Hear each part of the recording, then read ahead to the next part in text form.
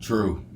Now this is a murder, triple murder that happened in Memphis, and it's a dope boy that killed him, killed his mama, and killed his partner and buried him in the grave alive, all for the money. Listen closely. These two guys that y'all looking at, that's Tony Carruthers. Well, the first one is James Montgomery, and the second one is Tony Carruthers. They was convicted of first-degree murder for killing Marcello's, we used to call him Cello, his mama Dolores Anderson and Frederick Tucker in Memphis in February of 1994. All of the victims disappeared on the night of February 24th, 1994. On March the 3rd, 1994, their bodies were found buried together in a pit that had been dug beneath a casket in a grave in a Memphis cemetery. This is what happened. The proof introduced at the guilt phase of the trial showed that one of the victims, Marcello's Anderson, was heavily involved in the drug trade, along with two other men, Andre Baby Brother Johnson and Terrell Adair. Anderson wore expensive jewelry, including a large diamond ring, carried large sums of money on his person, and kept a considerable amount of cash in the attic of the home of his mother, victim Dolores Anderson. When his body was discovered, Anderson was not wearing any jewelry and did not have any cash on his person. Anderson was acquainted with both defendants, and he considered Carruthers to be a trustworthy friend. The proof showed that Anderson's trust was misplaced. In the summer of 1993, Jimmy Lee Mays Jr., a convicted felon, received two letters from Carruthers, who was then in prison on an unrelated conviction. In the letters, Carruthers referred to a master plan that was a winner. Carruthers wrote of his intention to make those streets pay me and announced, everything I do from now on will be well organized and extremely violent.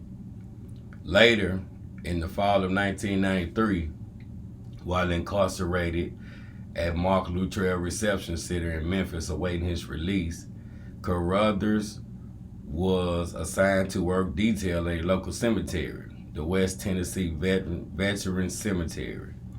At one point, as he helped bury a body, Carruthers remarked to fellow inmate Charles Ray Smith, "That would be a good way, to bury somebody if you're going to kill them.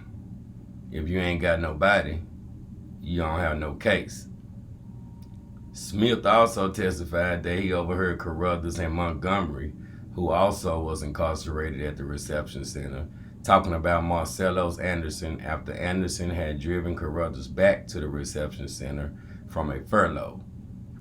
According to Smith, when Montgomery asked Carruthers about Anderson, Carruthers told him that both Anderson and baby brother Johnson dealt drugs and had a lot of money. Carruthers said he and Montgomery could rob and get Anderson and Johnson once they were released from prison. When Carruthers was released from the Department of Correction on November 15, 1993, he left the reception center with Anderson. Carruthers accompanied Anderson to Andre Johnson's house and received a gift of $200 cash from Anderson, Johnson, and Terrell Adair, who was present at Johnson's house. 1 month later, on December 15, 1993, Smith was released from the Department of Corrections. Upon his release, Smith warned Anderson and Johnson of Carruthers and Montgomery's plan to get them. According to Smith and Johnson, Anderson did not take the warning or the defendant's threat seriously. Damn, Cello, you should have. In mid-December 1993, Mays, his brother, and Carruthers were riding around Memphis together. They came upon Terrell Adair's red Jeep on the street in front of Dolores Anderson's home, where a drive-by shooting had just occurred. Adair had been injured in the shooting and was in the hospital. Jonathan Lulu Montgomery, James Montgomery's brother, was at the scene of the shooting, and he joined Carruthers in the back seat of Mays' car. According to Mays, Carruthers remarked to Jonathan that it would be the best time to kidnap Marcello's, and Jonathan asked, which one, baby brother or Marcello's? Carruthers then nudged Montgomery with his elbow and said it was going to take place after James Montgomery was released from prison. About 2 weeks later, on December 31, Mays saw Carruthers loading 3 antifreeze containers into a car, and Carruthers indicated to Mays that the containers were filled with gasoline. On January 11, 1994, James Montgomery was released from prison. After his release, Montgomery told baby brother Johnson that he, not Johnson, was in charge of the neighborhood. Montgomery said, it was my neighborhood before I left, and now I'm back, and it's my neighborhood again. Montgomery asked Johnson if he wanted to go to war about this neighborhood. When Johnson said no, Montgomery replied, you feeling now like I'm about to blow your motherfucking brains out, and you all need to get in line around here or we're going to war about this. Near the end of January or the 1st of February 1994, Johnson and Adair saw the defendants sitting together in an older model gray car down the street from Johnson's mother's home. It was late at night, between 11 and 1 a.m. When the defendants approached Johnson and Adair, Montgomery asked why they thought he was trying to harm them. Montgomery told them, look, I told you, we ain't got no problem with nobody in this neighborhood. We already got our man staked out. If we wanted some trouble or something, we got you right now. We'd kill your whole family. Confirming Montgomery's statements, Carruthers told them, we already got our man staked out. You all right? If it's any problem, we'll deal with it later. Montgomery explained that he intended to take the man's money and drugs and said if the police didn't have nobody, they wouldn't have no case. On February 23, 1994, Marcellus Anderson borrowed a white Jeep Cherokee from his cousin Michael Harris. Around 4:30 on the afternoon of February 24, 1994, witnesses saw Marcellus Anderson and Frederick Tucker ride in a Jeep Cherokee along with James and Jonathan Montgomery. About 5 p.m. that day, James and Jonathan Montgomery and Anderson and Tucker arrived in a Jeep Cherokee at the house of Nikita Shaw, the Montgomery brothers' cousin. Nikita Shaw, her 4 children, and Benton West, also her cousin, were present at the house when they arrived. The 4 men entered the house and went downstairs to the basement. A short time later, James Montgomery came back upstairs and asked Nikita Shaw if she could leave for a while so he could take care of some business. Nikita Shaw told West that she thought they were being kidnapped, and then she left the house with West and her children. West agreed to care for Nikita Shaw's children while she attended a meeting. When Nikita Shaw returned home after the meeting, she saw only Carruthers and James Montgomery. Montgomery asked her to go pick up her children and to stay gone a little longer. Nikita Shaw returned home with her children before 10 p.m. The Jeep Cherokee was gone, but James Montgomery and Carruthers were still present at her home. Montgomery told Nikita Shaw to put her children to bed upstairs and remain there until he told her he was leaving. Sometime later, Montgomery called out to Nikita Shaw that he was leaving. She returned downstairs and saw James Montgomery, Carruthers, and the 2 victims, Anderson and Tucker, leave in a Jeep Cherokee. Prior to trial, Nikita Shaw told the police that Anderson's and Tucker's hands were tied behind their backs when they left her house. While she admitted making this statement, she testified at trial that the statement was false and that she had not seen Anderson's and Tucker's hands tied when they left her home. In the meantime, around 8 p.m. on February 24, LaVenthia Briggs telephoned her aunt, victim Dolores Anderson. When someone picked up the telephone but said nothing, Briggs hung up. Briggs called a couple of more times, but received no answer. Briggs was living with Dolores Anderson at the time and arrived at her aunt's home around 9 p.m.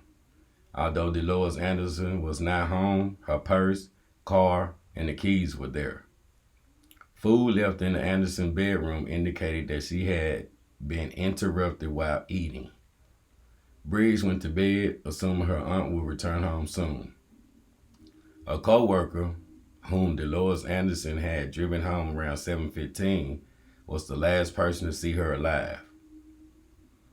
Chris Hines, who had known the defendant since junior high school, testified that around 8:45 p.m. on February 24, 1994, Jonathan Montgomery beat him. Jonathan said, "Man, anger got them folks." When Hines asked what folks, Jonathan replied, "CELLO and them," and said something about stealing $200,000. Jonathan then indicated that he could not talk more on the telephone and arranged to meet Hines in person. Jonathan arrived at Hines' home about 9 p.m. and told him, "Man, we got them folks out at the cemetery on Elvis Presley, and we got $200,000. Man, a nigga had to kill them folk." At that point, James Montgomery beeped in and talked with Jonathan.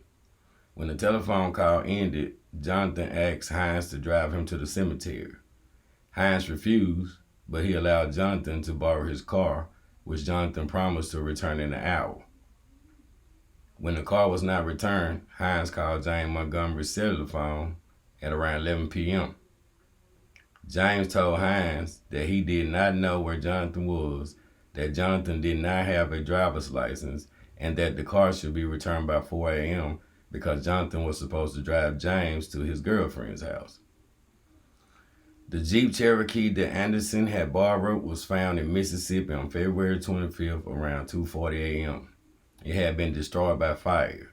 About 3:30 a.m., after he was informed of the vehicle fire by law enforcement, Harris telephoned Dolores Anderson's home, and LaVenthia Briggs then discovered that neither her Aunt Dolores nor her cousin Marcello's had returned home. Briggs filed a missing person report with the police later that day. The Montgomery brothers and Carruthers did not return Hines' car until approximately 8:30 a.m. on February 25th. The car was very muddy. Hines drove James Montgomery and Carruthers to Montgomery's mother's home and then drove away with Jonathan Montgomery. That morning, Jonathan, whom Hines described as acting paranoid and nervous, repeatedly told Hines that they had to kill some people. About 2 hours later, James Montgomery and Carruthers came to Hines' home looking for Jonathan. Hines advised Carruthers and James Montgomery that he was celebrating his birthday, and he asked James Montgomery to give him a birthday present. James agreed to give Hines $20 after he picked up his paycheck, and James also agreed to have Hines' car washed immediately as a birthday present. Hines, the Montgomery brothers, and Carruthers drove to a car wash, and James Montgomery paid an unidentified elderly man to clean the car. The man cleaned the interior of the car and the trunk of the car. Neither Carruthers nor James Montgomery supervised the cleaning of the car. After Jonathan Montgomery abruptly left the car wash, Carruthers and James Montgomery asked Hines what Jonathan had told him, but Hines did not tell them. Several days later, James Montgomery came to Hines' home and offered Hines an AK-47 because Montgomery said he had heard that Hines was into it with some people on the street. James Montgomery told Hines the rifle had blood on it. Hines testified that he interpreted this statement to mean that someone had been shot with the weapon. On March the 3rd, 1994, about 1 week after a missing person report was filed on Dolores and Marcello's, Jonathan Montgomery directed Detective Jack Ruby of the Memphis Police Department to the grave of Dorothy Daniels at the Rose Hill Cemetery on Elvis Presley Boulevard. Daniel's grave was located 6 plots away from the grave site of the Montgomery brothers' cousin. Daniels had been buried on February 25, 1994. Pursuant to a court order, Daniel's casket was disinterred and the authority discovered the bodies of 3 victims buried beneath the casket under several inches of dirt and a single piece of plywood.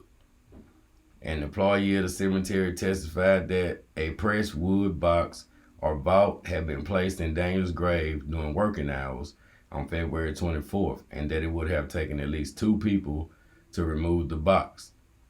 Daniel's casket had been placed in the grave inside the box on February 25th. And according to Dr. Hugh Edward Berryman, one of the forensic anthropologists who assisted in the removal of the bodies from the crime scene, there was no evidence to suggest that Daniel's casket had been disturbed after she was buried. Thus, it can be inferred that the bodies of the 3 victims were placed in the grave and covered with dirt and a piece of plywood prior to the casket being placed in the grave. Dr. O.C. Smith, who helped remove the bodies from the grave and who performed autopsies on the victims, testified that when found, the body of Dolores Anderson was lying at the bottom of the grave and the bodies of the 2 male victims was lying on top of her. The hands of all 3 victims were bound behind their backs. Frederick Tucker's feet were also bound, and his neck showed signs of bruising caused by a ligature. A red sock was found around Dolores Anderson's neck. Marcellus Anderson was not wearing any jewelry. Dr. Smith testified that Dolores Anderson died from asphyxia caused by several factors: the position of her head against her body, dirt in her mouth and nose, and trauma from weight on her body. Frederick Tucker had received a gunshot wound to his chest, which would not have been fatal had he received medical care. He had also suffered injuries from blunt trauma to his abdomen and head, resulting in broken ribs, a fractured skull, and a ruptured liver. Dr. Smith opined that Tucker was shot and placed in the grave, where the force of compression from being buried produced the other injuries, and along with the gunshot wound, caused his death. According to Dr. Smith, Marcellus Anderson had been shot 3 times, a contact wound to his forehead that was not severe, and 2 shots to his neck, one of which was also not serious. However, the gunshot causing the other neck wound had entered Anderson's windpipe and severed his spinal cord, paralyzing him from the neck down. This wound was not instantaneously fatal. Anderson had also suffered blunt trauma to his abdomen from compression forces. Dr. Smith opined that each victim was alive when buried. Defendant James Montgomery presented no proof. Carruthers acted as his own attorney, called several witnesses to rebut the testimony offered by the state, primarily by attacking the credibility of the state's witnesses. A health administrator at the Mark Luttrell Reception Center testified because of an injury to his arm, Carruthers had been given a job change on October 6, 1993, and had not worked at the cemetery after that date. Another official testified that Carruthers was not released on furlough after Montgomery arrived at the reception center on November 4, 1994. This proof was offered to impeach Smith's testimony that Montgomery and Carruthers discussed robbing and getting Marcellus Anderson after Anderson drove Carruthers back to the reception center following a furlough. An investigator appointed to assist Carruthers with his defense testified that he had interviewed Mays, who admitted he did not know anything about the master plan to which Carruthers referred in the letters until Carruthers was released from prison.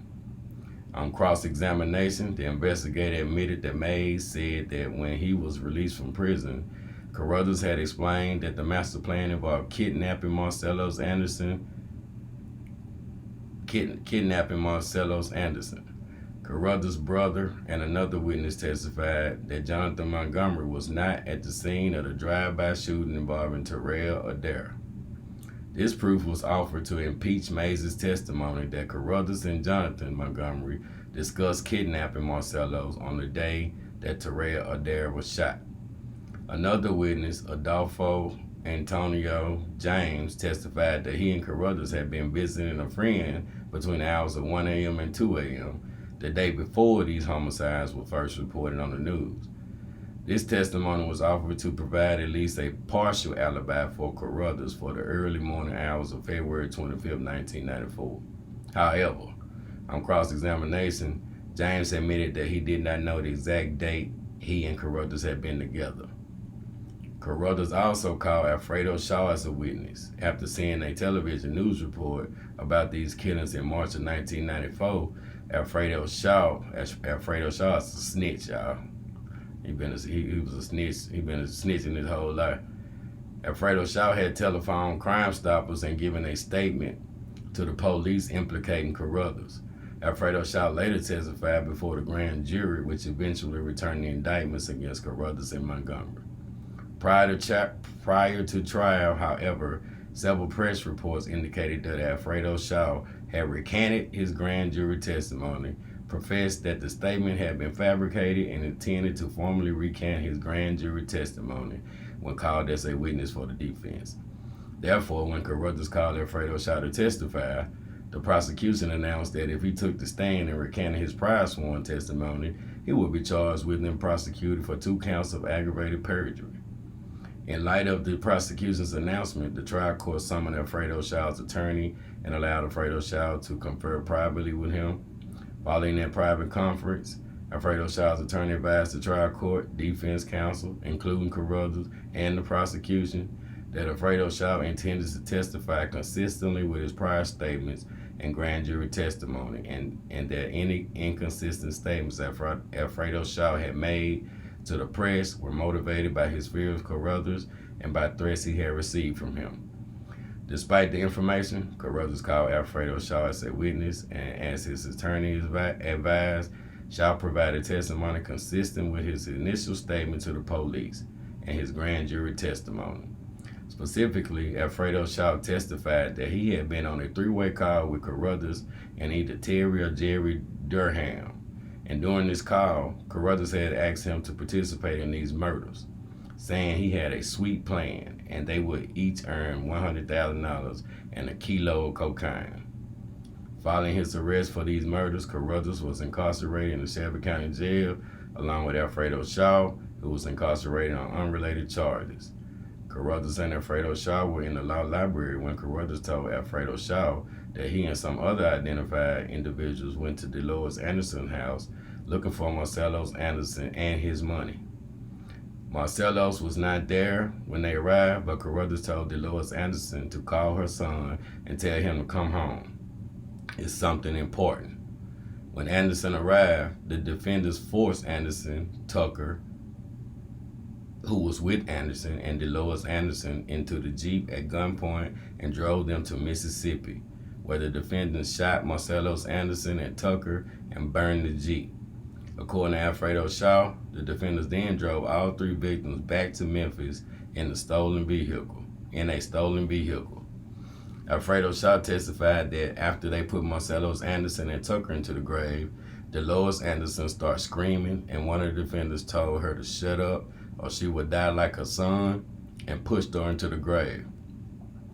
Carruthers also told Alfredo Shaw that the bodies would never have been discovered if the boy wouldn't have went and told them folks. Carruthers told Alfredo Shaw that he was not going to hire an attorney or post bond because the prosecution would then learn that the murders had been a hit. Carruthers told Alfredo Shaw that Johnson also was supposed to have been hit, and that Terry and Jerry Durham were the main people behind having these individuals killed. Carruthers said that the Durhams wanted revenge because Anderson and Johnson had previously stolen from them. In response to questioning by Carruthers, Alfredo Shaw acknowledged that he had told the press that his statement to police and his grand jury testimony had been fabricated, but he said he had done so because Carruthers had threatened him and his family. According to Alfredo Shaw, One of the Carruthers investigators had arranged for a news reporter to speak with him about recanting his grand jury testimony. As impeachment of his own witness, Carruthers called both Jerry and Terry Durham, twin brothers, as witnesses. The Durhams denied knowing Alfredo Shaw and said they had never been parties or through a telephone call involving Alfredo Shaw and Carruthers. Carruthers also called attorney A.C. Wharton, who testified that he was initially retained by Carruthers' mother to represent her son on these murder charges, but was required to withdraw because of a conflict of interest. The testimony was offered to impeach Alfredo's statement that Carruthers had said he was not going to hire an attorney or post bond. Finally, Carruthers called an administrative assistant from the Shelby County Jail who testified that jail records indicated that Alfredo Shaw was not in the law library at the same time as Carruthers in either February or March of 1994. According to jail records, Alfredo Shaw was in protective custody for much of that time, and as a result would have been escorted at all times by a guard. However, on cross-examination, the witness admitted that the jail records regarding the law library were not always complete or accurate, and that Alfredo Shaw had been housed outside of protective custody from mid-March to early April, which would have afforded him the opportunity to interact with Carruthers. The record reflects that Alfredo Shaw came forward and provided a statement to the police on March 27, 1994, and that the indictments were returned on March 29, 1994. Based upon this proof, the jury found each defendant guilty beyond a reasonable doubt of 3 counts of first-degree murder, 3 counts of especially aggravated kidnapping, and 1 count of especially aggravated robbery. So, they was found guilty. I remember we watched it on news in the pod, and the James Montgomery little brother, he couldn't take it, so he ended up hanging himself in the jail. And of course, James Montgomery had a attorney like anybody facing triple murder would, but Tony Carruthers represented himself, 5-6 lawyers, pissed the judge off, and still end up getting the death penalty. Because Tony Carruthers acted a fool, James Montgomery ended up getting out in 2000 because on an appeal, because the court said he should have never had went to trial with Tony Carruthers' crazy ass. So he's out now, and Tony Carruthers, he just got his death warrant signed, and this is an old case that I was around, and I remember it like yesterday, and so I'm finna put this video at the end, and I'm gonna put the links in the description, and that's it, y'all. Man, this is a mystery. I'm gonna put a couple of links in there. I mean, this is a whole movie, but it was gruesome because, man, they killed his mama, they killed CELLO'S, they killed his partner, but they buried their mama alive though, all for some money and some dope, and that's the life, man. But I remember this like yesterday. True. Brushy Mountain Correctional Complex in East Tennessee, a maximum security prison with one of the Mid-South's most infamous death row inmates inside. Tony Carruthers talking for the first time from death row. Well, it was pretty gruesome, wouldn't you say? Absolutely, but I wasn't there. Carruthers says he was framed for the murders of Delois Anderson, her son Marcellus, and friend Frederick Tucker, all acquaintances of Carruthers. 2 were shot, 1 was strangled. None of those wounds was instantaneously fatal. Autopsy showed the victims were still alive when Carruthers and 2 other men buried them in a grave at Rose Hill Cemetery. Dirt had been impacted into her nose and mouth. The grave was prepared for a funeral the following day at Rose Hill. A coffin was actually placed on top of the bodies. Video shows investigators exhuming that coffin after one of the men charged with Carruthers told investigators where the bodies were buried. Here, an investigator holds up a red sock used to strangle one of the victims. This drawing shows how the bodies were stacked on top of each other in a 2-foot deep space. You say you didn't do this and you've got execution dates. You could get executed. Won't you ask Jerry Harris and Julius Daly? Jerry Harris prosecuted Carruthers. Joseph Daly was the judge. Carruthers defended himself after running off 6 court-appointed attorneys. I've tried over and over and over to get lawyers in here for you, and over, you have succeeded in threatening them, running them away. Larry Copeland is Carruthers' current attorney. Tony is by far the most intelligent defendant I've ever represented.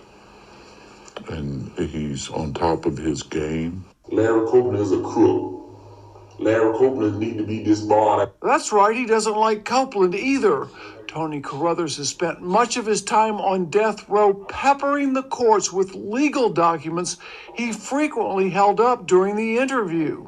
I feel like Jerry Harris and Julius Daly should be arrested for me having execution dates. That's how I feel. An execution he does not believe will ever happen. I'm not going to be executed, Mrs. Roach. And I'm smiling, I'm happy, because I'm going to be exonerated